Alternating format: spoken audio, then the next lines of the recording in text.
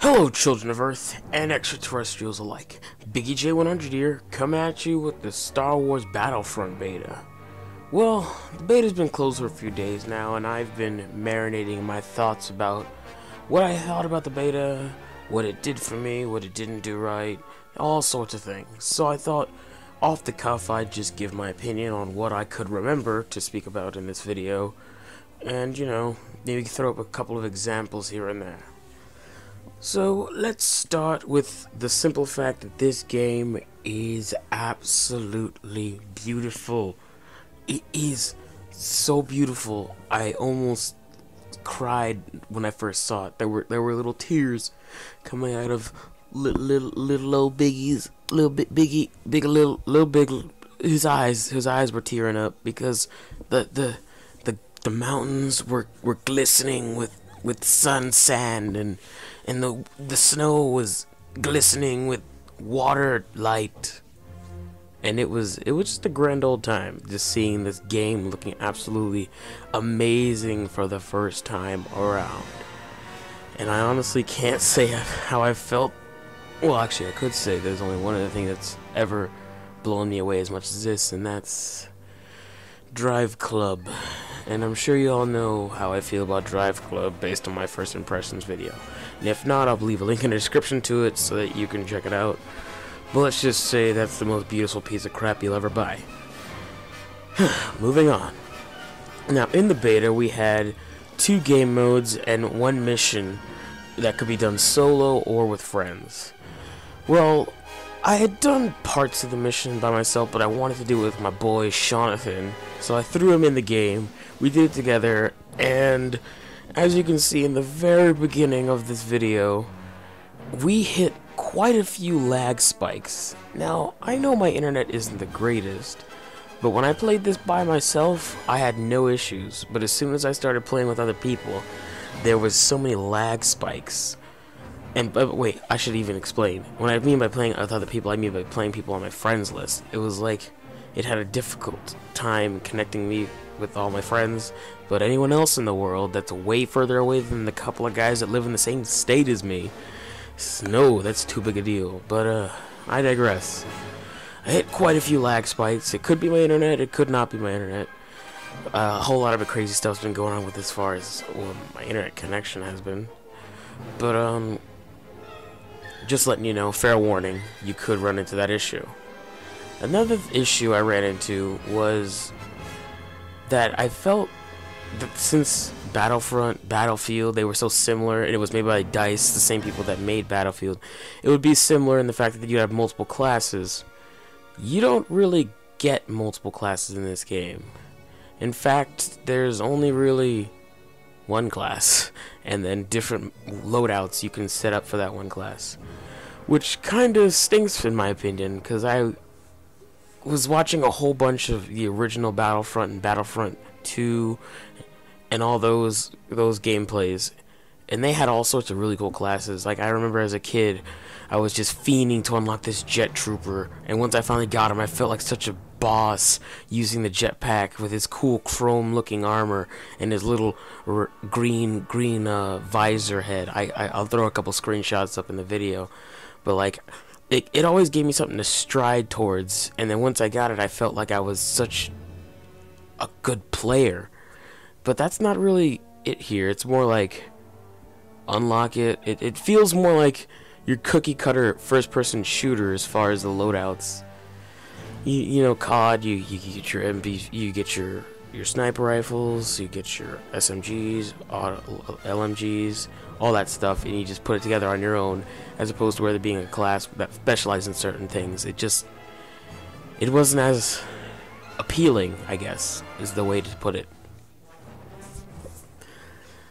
I guess I kind of tapered off the whole idea of sticking to the game modes. Back to the game modes. There's 2 multiplayer game modes outside of survival, which is Drop Zone and another one that takes place on Hoth. The name of it is currently escaping me. I'll probably have to show that on the screen as well. But Drop Zone is kind of like Capture the Flag, but once you capture the flag, it tends to drop a bunch of little perks, like maybe a turret or a special type of grenade, or this thing called a blaster overload that essentially makes it so that your bullets do more, your blasters, your lasers, what would you call that? Blaster shells? I'm gonna call it blaster shells. Your blaster shells do more damage for a certain period of time, or maybe it's a certain amount of shots. It was hard to tell. I was trying to figure it out. And what do we do after that? You just keep capturing these pods, and then you reach the point count, and you win. Now, in this other game mode that's still, the name of it escapes me, takes place on Hoth. And this is the first game mode I played at my friend's house. I hadn't even played the beta that I had downloaded on my PS4. And I just hopped in and I was just blown away by the snow. It was amazing. And I was playing as the rebels. And we got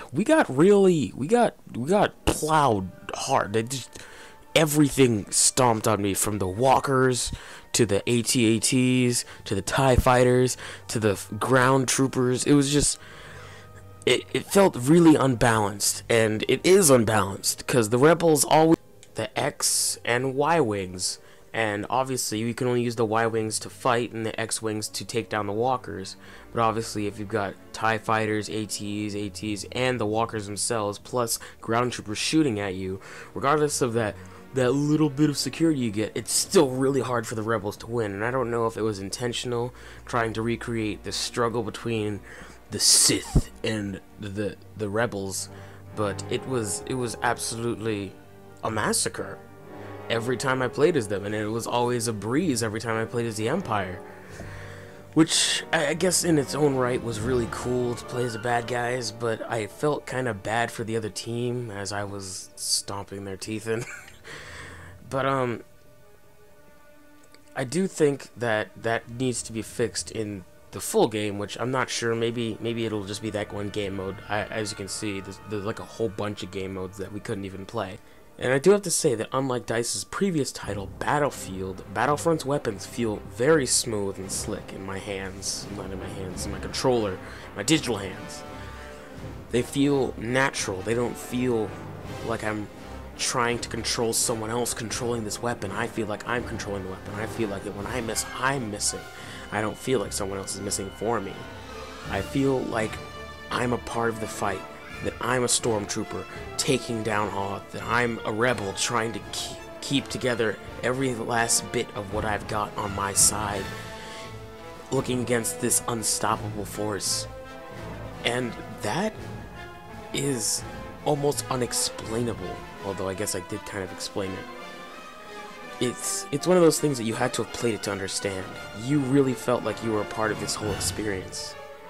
But what stinks about that is that that feeling didn't last very long.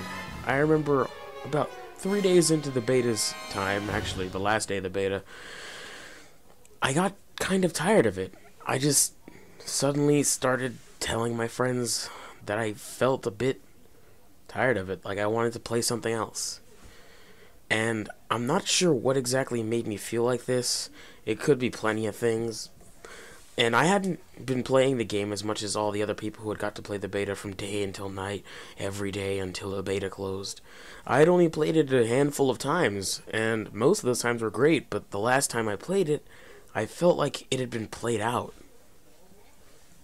And I'm worried that in the full version of the game, it may last longer, that I feel like I'm a part of this experience, part of a team, but inevitably I'll end up dropping the game way sooner than I should have.